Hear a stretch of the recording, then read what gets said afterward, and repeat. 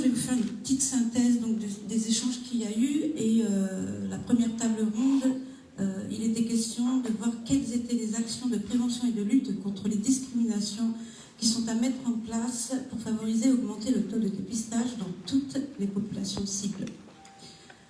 Ce qui en ressort, deux axes forts. Le premier, c'est donc d'avoir une stratégie de dépistage ciblée. Et ça ne peut se faire qu'à partir du moment où on a une synergie, où on crée des liens avec tous les acteurs et toutes les parties prenantes sur le territoire et sur les terrains. Qu'il faut accentuer cette prévention primaire et ce dépistage précoce avec des actions ciblées autour des acteurs et des actions des associations et des acteurs communautaires et cibler les populations les plus vulnérables et celles qui sont identifiées. Le dépistage précoce ne peut pas pouvoir se déployer de manière efficace si on ne lutte pas contre le deuxième axe fort, lutter contre les discriminations, contre les stigmatisations et les tabous. C'est un challenge à relever.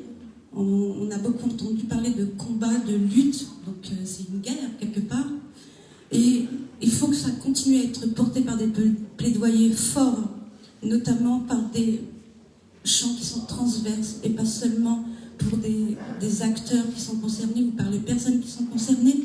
Il faut que ce soit fait par des équipes pluridisciplinaires dans différents champs et il faut que ce soit inscrit dans des stratégies de santé globale.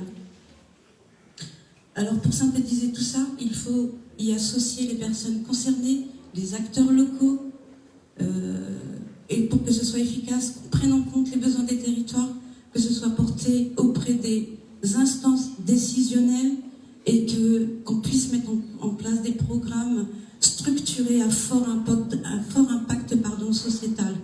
Et pour tout cela, on l'a entendu, il faut que ce soit inscrit dans les politiques publiques de manière institutionnelle, portée par le politique, et qu'on ait des financements qui soient durables et qui ne remettent pas en cause encore et encore toutes les énergies qui sont mises en place par les acteurs de terrain. Et je terminerai juste par une phrase que j'ai retenue. Si on parle d'une chose, elle aura toujours de la valeur.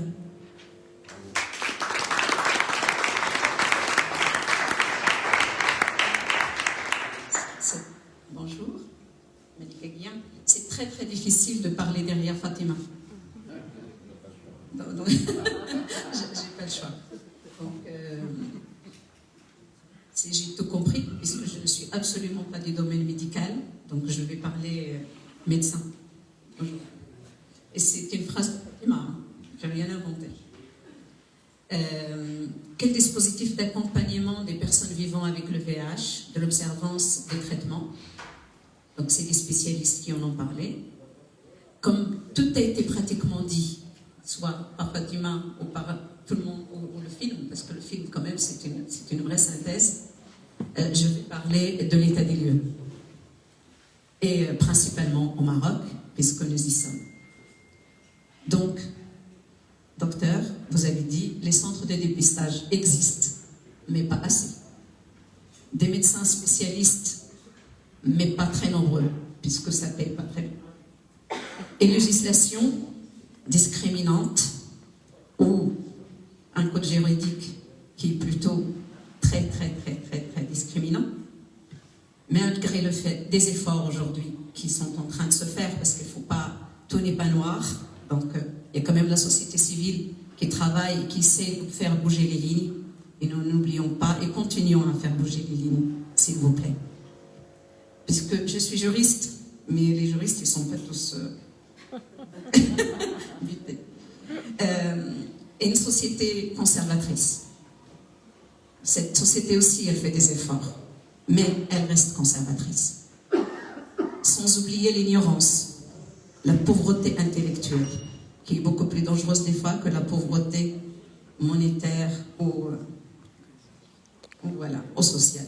Ils ne disent plus la pauvreté, ils disent les personnes vulnérables financièrement. C'est beaucoup plus joli. C'est des pauvres. Et les pauvres, on en a. Et du coup, pas d'accès à la connaissance, pas d'accès à l'information, et pas d'accès au dépistage si on ne le ramène pas jusqu'à la porte. Et les chiffres que nos spécialistes nous ont annoncés hier, c'était alarmant. Surtout quand je vois ma région Souss-Massa en première ligne. Agadir, première position des personnes atteintes de VIH. Marrakech, Casablanca, Fès, vraiment, c'est l'émotion qui parle. Parce que je ne m'attendais pas. Et quand on ne sait pas, on a l'impression que ça n'existe pas. Donc, je rejoins Fatima. Parlons-en. Et quand on en parle, c'est déjà un petit peu une partie du chemin. Les efforts de la société civile, les associations, les personnes de la santé, quelle que soit leur catégorie, les médecins, les infirmières, les aides-soignants, les accompagnants, les médiateurs, les psychologues, ils ne peuvent pas être tout seuls à travailler. Donc, c'est là où on a besoin des collectivités locales, du politique, pour que tout ce qui est la périphérie de leur métier, parce que de toute façon, le métier, c'est le médecin, c'est la personne de la santé qui va le faire, mais la logistique, tout ce qui est périphérique de leur travail, la collectivité locale peut le mettre à disposition, sans toucher bien sûr à la santé qui est régalienne, mais la santé a besoin des mains, des bras, et c'est les collectivités locales, et c'est qu'en se rejoignant à une intersection qu'elles peuvent s'entraider et du coup avancer. Donc les collectivités locales, à quoi elles vont servir? À informer, aller à la rencontre de la population, au fin fond de la montagne ou du désert ou à côté de la plage, mais en tout cas, grâce à eux, à avoir accès à cette population qui ne peut pas voyager, qui n'a pas les moyens, au cause juste, des fois il y a les moyens, mais il ne veut pas y aller, dépister, donc financer des campagnes. Et la collectivité peut le faire, puisque financer un bus, moi je vulgarise parce que je ne suis pas du tout, je parle à celui qui ne comprend pas la langue du médecin. Donc, dépister, localement qui va arriver, il peut être payé par la collectivité locale. Traiter, aider à l'accès aux soins, ça peut aussi être par la collectivité locale ou les autres partenaires politiques. Accompagner, garder le lien avec les personnes atteintes, c'est aussi la société civile ou les collectivités locales, parce qu'il y a les éducateurs et compagnie. Et former les personnes qui peuvent aider à avoir accès aux soins ou à se traiter ou à se dépister. C'est aussi les personnes, la société civile ou la collectivité locale ou les élus ou la politique ou tout ce que vous voulez.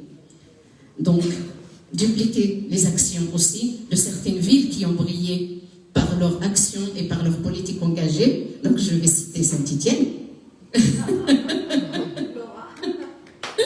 Parce que c'est comme dupliquant les actions qui ont marché ailleurs.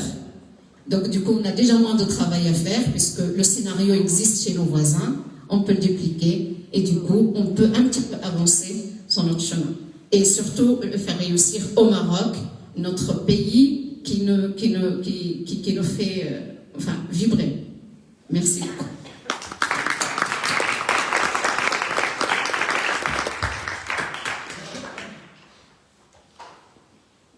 Merci Malika, merci Fatima.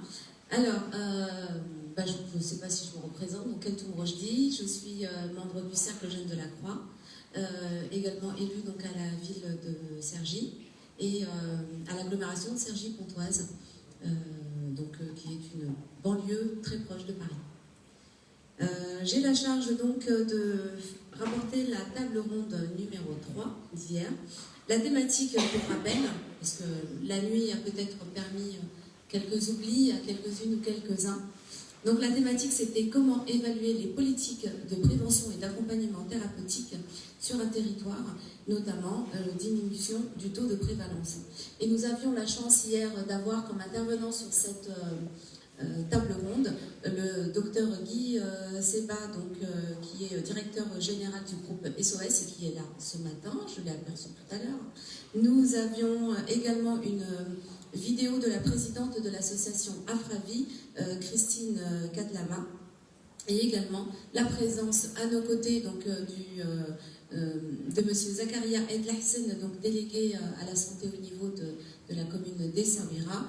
Et également, nous avions... Alors, docteur Rachid Mansouri, qui est aussi intervenu hier, voilà, exactement au niveau d'un laboratoire. Alors, ce qu'il faut retenir, c'est déjà beaucoup d'émotions sur les 3 tables. Et la dernière qui était tout de même un peu plus technique et qui a pointé du doigt différentes problématiques. La première problématique qui a été donc mise en évidence avec l'intervention du docteur Christine Cadlana, c'est le besoin de formation et le besoin d'information. Parce que la méconnaissance ne peut pas faire avancer la situation. Et cette méconnaissance fait que la contamination continue de se propager en réalité. Quand on ne sait pas, eh ben on propage. Donc malheureusement, il y a besoin de faire avancer les choses avec de l'information et de la formation. Et justement, on voyait donc dans le déroulé, vous pourrez retrouver l'ensemble de ces informations sur le site de la FRAVI, où il y a un calendrier d'un programme de différents modules de formation, mais également des livres numériques et des sessions gratuites pour connaître, pour savoir et aussi pour transmettre.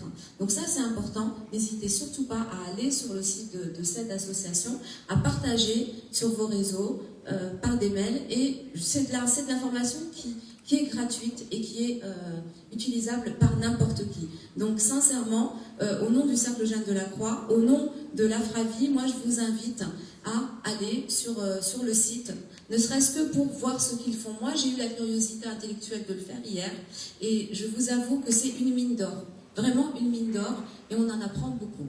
Donc voilà, l'invitation est lancée, hein. C'est en plus c'est numérique, donc c'est accessible n'importe quand on n'arrive pas à dormir la nuit. Bah écoutez, allumez votre téléphone ou votre tablette et puis apprenons ensemble.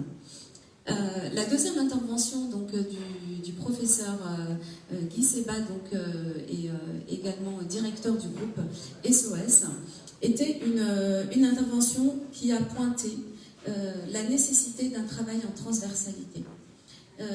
Il a commencé comme urgentiste, il nous a dit. Et le